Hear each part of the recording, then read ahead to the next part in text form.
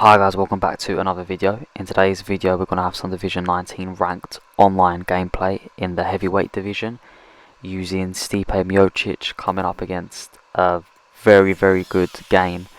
An unreal fight. I'm very excited to show this fight. My opponent was really good.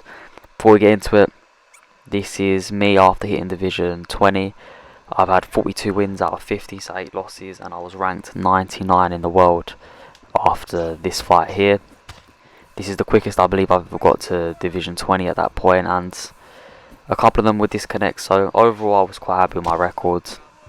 Obviously we know it don't take much to get into Division 20, you can just abuse a lot of mechanics, but I like to fight quite realistically, so I still thought it was quite a good achievement to have.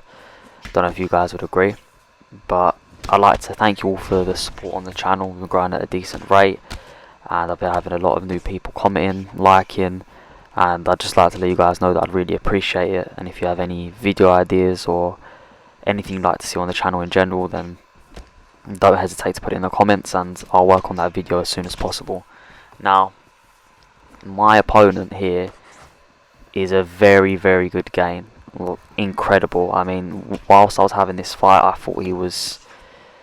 just the way he was fighting with him felt very realistic. He had a very realistic fighting style, using the oblique kicks, very technical as Gane is in real life, and it made for a pretty exciting fight. And of course it's a 5-round fight, and like I say, I always take the first round to try adjust and figure out my opponent, and it was very difficult to read my opponent. Pretty early on I noticed that he was a very high level player, using fakes, good movement. And obviously using Stipe, boxing's very good, kicking game isn't great, but the grappling is. So I knew fairly early on that I was going to have to grapple in order to have any sort of success throughout this fight. And often or not, I don't really initiate takedowns within the first round. And as you can see, I had to here just because my opponent was getting into the flow, getting into momentum. I even tried to clinch my opponent there, just have a bit of control time, take him towards the fence and maybe look for a takedown. He was just doing such a good job of mixing up the attacks. He was very hard to read, but the things I could read is that I need to be within boxing range, because that's where I can get the better of my opponent. Obviously at heavyweight it doesn't take too much to knock down your opponent, or I need to wrestle, and I need to implement those things quickly, otherwise this fight is going to go downhill, because my opponent is very skilled. And this is the best Gane I thought. I've been fighting a lot more in the heavyweight division now. I've actually tried to use Gane myself. Very good fighter, but my opponent was mixing up so well, using all his array of skills, fighting a very fluid fight. And sometimes you just have to give credit to your opponent where it's due, and I love fights like this. I love fighting against players that use the fighters realistically. And I've got nothing but respect for my opponent here. Very good fighter. Hopefully, you never know, maybe we'll watch this video. I doubt it, but if he does, yeah, all praise to you. The first round definitely didn't go my way. That's for sure. My opponent definitely had the advantage in the first round. It wasn't the worst round, but it definitely wasn't the greatest. So we need a better round there. If my opponent wins this round, it's going to become a lot more difficult in order to win the fight.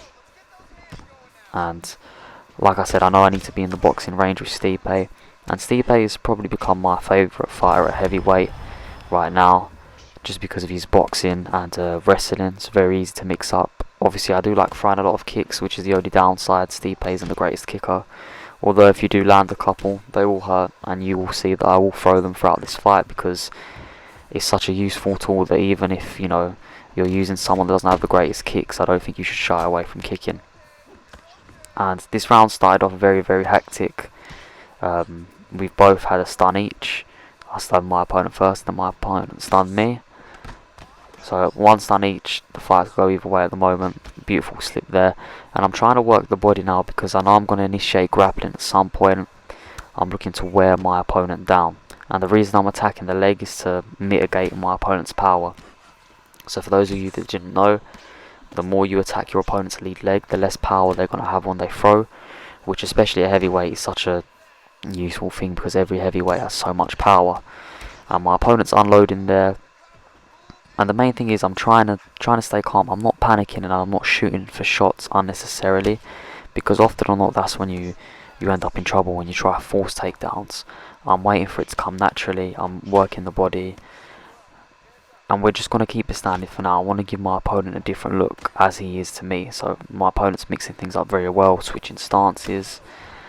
Beautiful hook kick there, and I can't mix it up as much because obviously Stipe is a very, traditional fighter in the sense it's got very simple combinations, but by not wrestling and by throwing to the head and then to the body, mixing up a little, it could give my opponent a different read every time, and that's really what I was looking to do. But we had some fair amount of control this round, in the sense that I could feel the momentum was going my way, but towards the end of this round here, it's really shifted towards my opponent. Obviously we started off great with the stun, and my opponent's done a good job to recover here, and as you can see, really lighting up my body. If you look at my stamina there, not in the greatest position. I know my opponents will be in a similar position also, just because of the sheer amount of volume that he's throwing at. Using good fakes, pretending to go to the leg and then going roundhouse to the body. We get a good sidestep there into the clinch just to rack up a bit of control time. And then take my opponent to the fence. And we try to take my opponent down, and again, amazing denial from my opponent there. And then we catch the knee, went to take him down, but I knew my opponent would deny it, so I just held on to regain some stamina. So this round again, it's hard to argue either way, but I feel like my opponent was getting the better of me with the strikes. Therefore, if I was being honest, I'd say that's my opponent's round. And here we get the leg health event, and I know that I need to push the pace now because my opponent is up 2 rounds to nothing, just fighting such a good fight, and knocks me down here again with the push kick. And it was a very difficult fight for me, very, very difficult. I knew that I was 1 win away from going into Division 20, so I had that on my mind. But I was just thinking throughout the fight, like, oh, this opponent's good, and we managed to get the takedown here. And the important thing is, with these takedowns, we need to actually control it, because the takedown I got before I wasn't able to control. And it's a similar story of this one. My opponent ends up getting into back sitting, and this is really, really not where I want to be. I didn't risk going to full guard in case my opponent denied it, and if he denied it, it could go for a choke, and that's it. With how strong the rear naked choke is, it's something that I couldn't risk doing, especially at this level. Everyone knows how powerful it is. You don't need to have the best submissions in order to finish it. And now here my opponent's, staying on the ground with me. And I didn't take this as my opponent being good on the ground. I just took it as my opponent wanted to rack up some control time and probably look to demoralise me, because this is my avenue for success, is the fight on the ground. And by controlling me for a bit on the ground, it might mentally drain me. And at this point in the fight, I was having difficulties. As you can see, my opponent's rolling well with the transitions, and I was having difficulties in thinking what to do and how to mix it up. I knew I had to get to the ground at some point, or look for a big strike to finish it, because at this current rate, my opponent's probably up 3 rounds to nothing, and he's just fighting such a clean fight, throwing these oblique kicks which don't do much damage but really off balance you. And the animation for it is really nice. As you can see, look, switching stances again, and my opponent's just doing such a good job. But it just shows you that if you're calm, if you're patient, an opportunity will arise, and that's exactly what I was looking for here. I knew that something will present itself. I've just got to be patient, because it's just like a fight in real life. If you watch the Chandler versus Oliveira fight, Chandler dominated round 1, and then we all know what happened in round 2. And this is what I was sort of hoping would happen in this fight. I was sort of hoping that, okay, my opponent's had this 3 rounds. Now let's get him into the championship rounds, and let's work him. Let's find a way to make this a dirty fight and make it break. But I was having difficulty, 100%. This was one of the most difficult fights I've had this season, including some that I've lost. This has been way more difficult than the fights I've lost.